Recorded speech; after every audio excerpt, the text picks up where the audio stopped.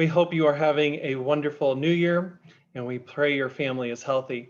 God's blessings, and we thank you for coming and attending our digital service. We have opportunities for you to give and to see additional worship services like this one. After this sermon, you'll see a link, how you can give, and also where additional sermons are located. God's blessings and Happy New Year. Entering a new year, we get to say goodbye to the old one. However, before we completely leave this last year behind, we are encouraged to reflect on what events transpired in 2021, both the bad and the good.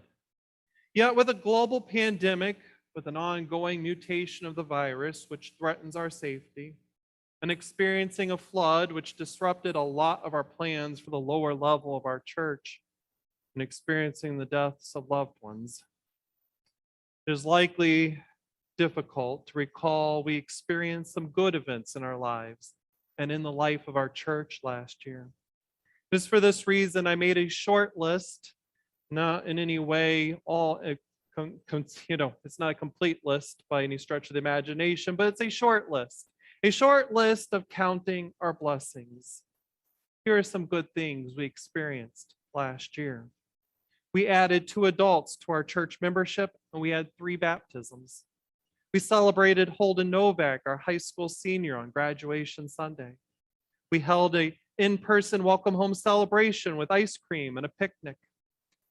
The new church elevator has been repaired and is operational once again. We had our first Christmas Eve service indoors since the pandemic began. We offered closed captioning in our services for the first time. And we had an in-person Christmas family workshop.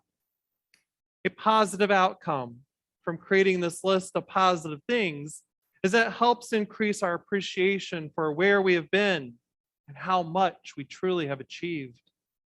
This list of positive events also allows me to recognize that we have accomplished many new things due to God's constant support and presence along with our support for each other, which is a reminder of a sermon illustration told by Jennison Franklin. He speaks of the congregation's ability to prop each other up as he told the following account. A pastor of a small church would occasionally call on one gentleman to pray. And every time this one particular guy would pray, he would pray, "Oh God, thank you for this word today and bless these people today." And then he would end with the strangest statement. "And oh God, oh Lord, prop us up on our leaning side." Every time the preacher would call on him, he'd pray, "Oh Lord, prop us up on our leaning side." So one day, hearing this closing to the prayer, the pastor asked the gentleman, "I love the way you pray, but I don't understand your little closing phrase. What do you mean when you say, 'prop us up on our leaning side'?" And the man responded, "Pastor, I'm a farmer, and I have an old barn, and it's been there a long time. It's been through a lot of weather, and a lot of storms, and a lot of bugs have eaten at it. And so he said, I got to looking at it one day, and I noticed it was leaning to one side. So I thought to myself, goodness, that barn is leaning, and it's a matter of time before the whole thing falls. So you know what I did," he says? "I went and got some pine beams, and I propped it up on its leaning side. It still leans, and probably always will, but I propped it up on its leaning side, and it's not going to fall down because, well, of course, I propped it up on its leaning side." And it caused me to think about the kind of year I've had, and some of the storms I've been through, some of the people that are bugging me and eating away at my joy and eating away at my spirit. And I just got to thinking, I'm still here. I'm still standing after all that stuff I've been through. Storms and the howling winds, they couldn't topple me over. And I'm still standing simply by the grace of God. He concluded, "So from time to time, I find myself leaning toward my old desires, leaning toward anger, leaning toward becoming bitter or hateful at the people who are bugging me, or even leaning toward back going to the old habits and the old life I used to have. And when I feel myself start leaning toward that tendency, I just remember this old barn I pray out loud, Lord, I thank you that you're going to prop me up on my leaning side. You know, a temptation some of us probably have encountered due to being forced into COVID isolation is our easy ability to stay at home on Sunday mornings, where we have so altered our living patterns that we no longer feel we have the same type of connections we once had to each other at church. When we're tempted to lean toward these patterns of isolation, it's important to recall how the church helped us weather these COVID storms and how the church has helped us in the past when we experienced storms of loss, life changes, divorce, or when we encountered life's demands. When we're tempted to remain separated from our faith community, it's important to recall how we've been propped up by church members and church friends in the past, and we'll continue to be propped up. We're encouraged to recall that we are propped up no matter what storms we encounter in the past, in the present, or even in the future.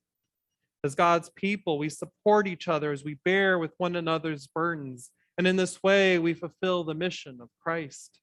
So even through this pandemic, and even though it has threatened to fracture our relationships with each other, and has caused many of us to withdraw inwardly or believe we have to go life and faith alone, Jesus reminds us that he brings hope into our lives and into our church as he brings us together as a community of care. Jesus encourages us to be a source of support for the world and for those who are suffering. He invites us to open our hearts and receive his message of love and joy so that we receive his love and then share that love with each other. This may sound impossible as we see conflict surrounding us. Yet Jesus believed in our ability to unite in his name as he entered our world as a vulnerable baby, and he relied on human parents to care for his needs. In this frail moment Jesus experienced, we are reminded that we can care for each other. And though we are tempted to stay at home and stop having relationships of care at church, thankfully, the appearance of Jesus in the manger reminds us that we are cared for and we are loved at church as we prop each other up on our leaning side, just as the first human beings propped each other up. God designed us to have and to be a support system for each other. And the blessing we have is that we connect to God's original designed creation as we support each other and prop each other up.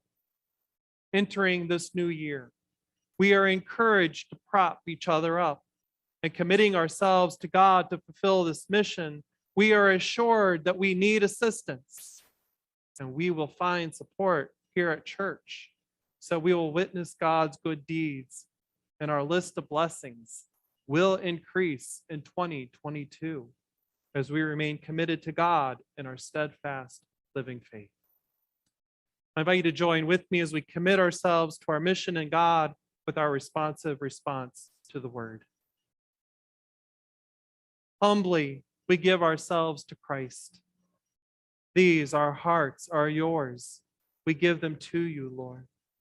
Purify your love to make it like your own. These, our eyes, are yours. We give them to you, Lord. May we always see your world as with your sight. These, our hands, are yours. We give them to you, Lord.